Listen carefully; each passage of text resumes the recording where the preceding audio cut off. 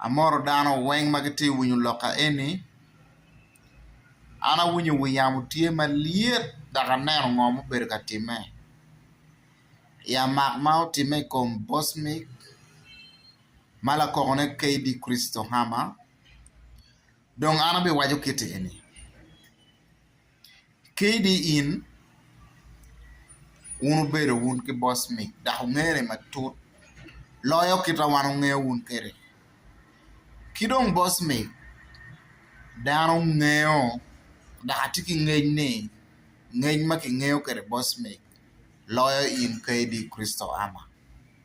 Ento lokuni ye awaji wini lokuni uberu influence of politics. Influence of politics en lokuni ayela madipti ka kenyo. KD ineno nen chalo Bosmik ulielo. Neno na ba ineno Bosmik ulielo. Ilok ma en lok me politik. Ineno Bosmik ulielo. Dak gin ma en no ber ka timo. Me yomo chunya chole ki me konya chole. Bosmik ucharo cha lielo. Kere bet po liel tutwal. Eto yin nen chalo beru. Kita Bosmik tikere ne. Ucharo cha yomo chunyi. Oweko gin matiti me kombeti kin wuni Bosmik.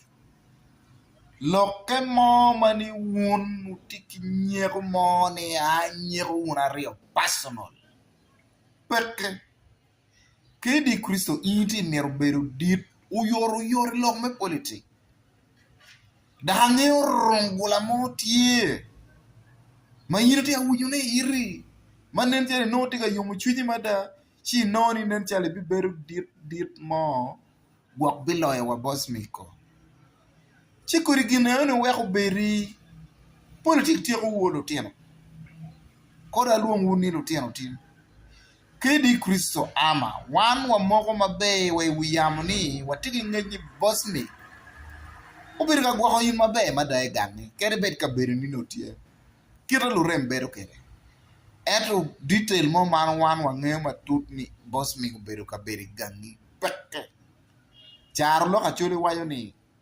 Ng'at mado bilo kairo ko gangi.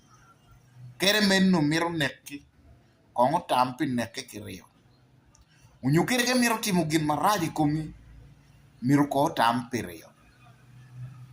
So in miro biru umoni dit i politiki.